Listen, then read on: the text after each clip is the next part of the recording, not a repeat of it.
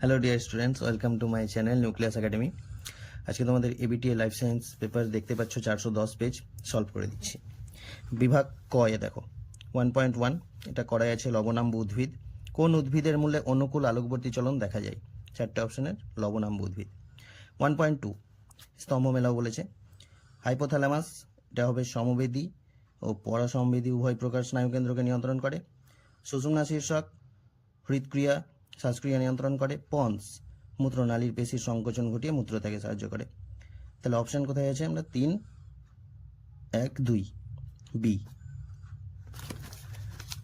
1-3 দেখো, একজন শিক্ষার্থী শ্রেণীকক্ষে প্রশ্নের উত্তর দেওয়ার সময় তার ডান হাতটি তুলল। এখানে ডেল্টয়েড পেশি। তারামাছের বাহুর পুনরুৎপাদন বা টিকটিকির বিনষ্ট লেজের পুনর্গঠন ঘটে কোন প্রক্রিয়ায়? এটা পুনরুৎপাদন, তো এখানে অপশন অনুযায়ী দেখো এটা মাইটোসিস। যে জোটটি সঠিক নয় কোনটা? প্লাজমোডিয়াম পুনরুৎপাদন, ওটা আমরা জানি প্ল্যানেরিয়া, তাই প্লাজমোডিয়াম পুনরুৎপাদন এখানে সঠিক নয়।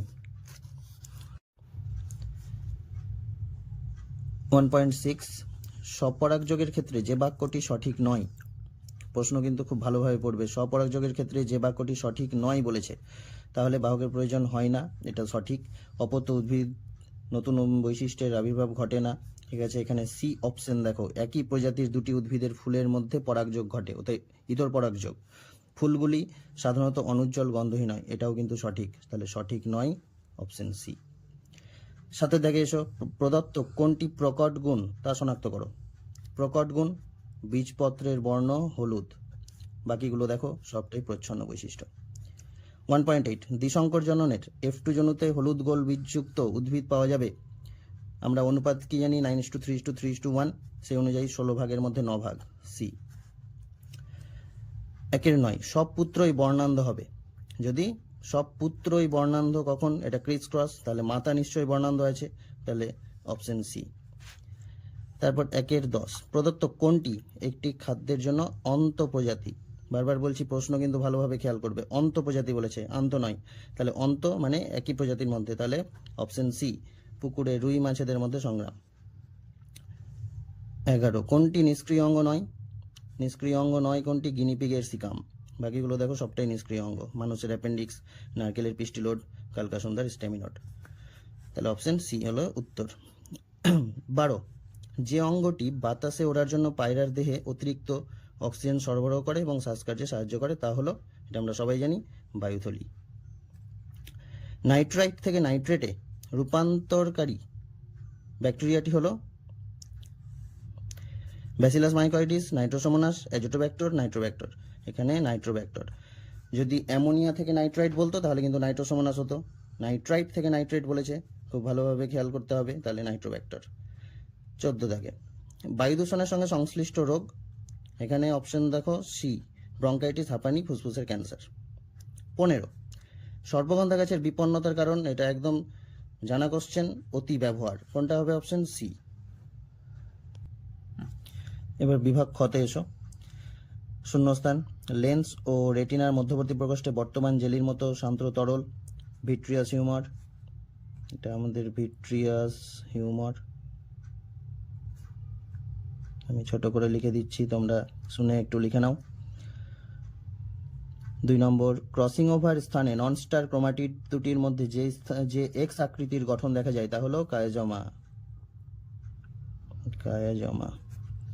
হেটেরোজাইগাস জীবে ড্যাশ বৈশিষ্ট্যটি সর্বদা অপ্রকাশিত থাকে, কোন বৈশিষ্ট্য?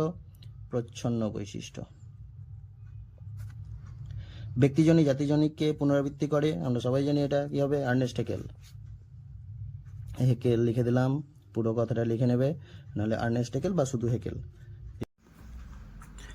পরের প্রশ্ন 2.5 ক্রায়ো সংরক্ষণের জন্য ব্যবহৃত রাসায়নিক পদার্থটি হলো নাইট্রোজেন। ড্যাশকে প্রকৃতির বৃক্ষ বলা হয়? জলাভূমিকে প্রকৃতির বৃক্ষ। সত্য মিথ্যা? সাইটোকাইনিন হলো একটি নাইট্রোজেনবিহীন ক্ষারীয় উদ্ভিদ হরমোন। নাইট্রোজেন বিহীন বলেছে, না, এটা ভুল। অসম্পূর্ণ প্রকটাদের ক্ষেত্রে জিনোটাইপ ও ফিনোটাইপ একই হয়, হ্যাঁ অবশ্যই ঠিক এটা। ভ্রূণ অবস্থায় সব মেরুদণ্ডী প্রাণীর ফুসফুস থাকে না। ফ্যাক্টর 8 অভাবে হিমোফিলিয়া বি হয় না, ওটা তো এ, তাহলে এটাও মিথ্যা। 11 দাগে কি বলেছে দেখো, সপুষ্পক উদ্ভিদের নিষেকের পর ডিম্বকটি ফলে পরিণত হয় না। ডিম্বকটি কোথায় পরিণত হয়? কিসে? বীজে। ডিম্বাশয়, তার মানে এটাও মিথ্যা। এন্ডেমিক প্রজাতির সংখ্যা বায়োডাইভার্সিটি হটস্পট নির্ধারণের একটি শর্ত, অবশ্যই ঠিক। আচ্ছা, এবার স্তম্ভ মেলাও, চলে আসো দেখো। বহুমূত্র, বহুমূত্র এখানে চলে হয়ে যাবে এডিএইচ এর কম ক্ষরণ। পাথরকুচি অস্থানিক মুকুল। RRYY এখানে এটা দ্বিসংকর জনন পরীক্ষা। আদার শল্কপত্র আমরা সবাই জানি নিষ্ক্রিয় অঙ্গ। হাঁপানি, হাঁপানি হচ্ছে এটা পরাগ রেণু। সাইটোকাইনিন উদ্ভিদের বার্ধক্য বিলম্ব, যেটা জরারোধ। এবার একটি শব্দে বা একটি বাক্যে উত্তর দাও। ইস্ট্রোজেন কোন গ্রন্থি থেকে খরিত হয়? জনন গ্রন্থি। একদম একবারে অ্যান্সার শেষ, এক কথাই জনন গ্রন্থি বলে দেবো। প্যাকেটে তুমি ডিম্বাশয় উল্লেখ করতে পারো। আচ্ছা, 20 কি বলেছে? অন্তর্বাহী ও বহির্বাহী উভয় প্রকার কাজ করে এমন একটি স্নায়ু, মানে মিশ্র স্নায়ুর নাম দিয়ে দেবো ভেগাস। 21 নিচের প্রথম শব্দজোট সম্পর্ক দেখো কি বলেছে? হাইড্রা ইস টু কর্কটগম, ডবল is to planaria is to পুনরুৎপাদন। কোষ বিভাজনে অংশগ্রহণকারী কোষীয় অঙ্গাণুগুলির নাম। কি কি কোষ অঙ্গাণু সাহায্য করে? তাহলে রাইবোজোম সাহায্য করে, মাইটোকন্ড্রিয়া সাহায্য করে। আমরা এখানে জায়গা দেখি পাওয়া যায় কিনা, ছোট করে লিখে রাখছি। রাইবোজোম, মাইটোকন্ড্রিয়া, ছোট করে দিলাম। তুমি আরও লিখতে পারো নিউক্লিয়াস, সেন্ট্রোজোম, এই 4টে লিখতে পারো। বিসদৃশ শব্দ অ্যানাবিনা, নস্টক, রাইজোবিয়াম, সিউডোমোনাস, কোনটা হবে? সিউডোমোনাস। কারণ অ্যানাবিনা, নস্টক, রাইজোবিয়াম এরা কি করে? নাইট্রোজেন সংবন্ধন, এরা মাটির উর্বরতা বৃদ্ধি করে, আর এই নাইট্রোজেন মোচন, তার মানে এটা উর্বরতা কমায়। তাহলে সিউডোমোনাস হচ্ছে সঠিক উত্তর।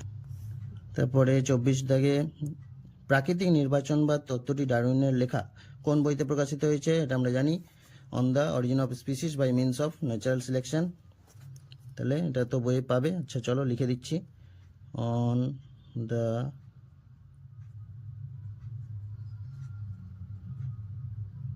origin of species by means of natural selection। Origin of species, কারো যদি এত বড় নাম মনে না থাকে, এটা আমরা 2 পয়েন্ট কত দাগে 24 পুরো নামটা করতে পারলে খুব ভালো। পার্ট পার্ট করে দরকার হলে করে নেবে। On the origin of species by means of natural selection.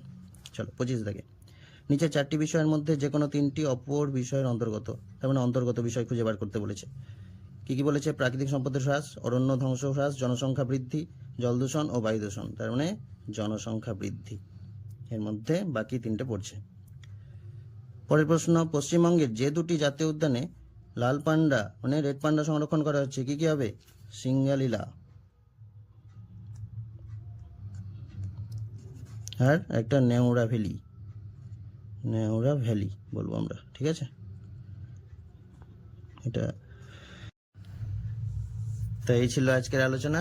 ভিডিওটি যদি ভালো লেগে থাকে তবে লাইক করো, বন্ধুদের মাঝে শেয়ার করো, আর যদি কোনোটা বুঝতে অসুবিধা হয় তাহলে সেটা কমেন্টে জানিও, আমি অবশ্যই সেটা হচ্ছে নেক্সট ভিডিওতে ক্লিয়ার করে দেওয়ার চেষ্টা করব। আর ঠিক আছে, তবে আজকে এতটাই, দেখা হচ্ছে পরের ভিডিওতে।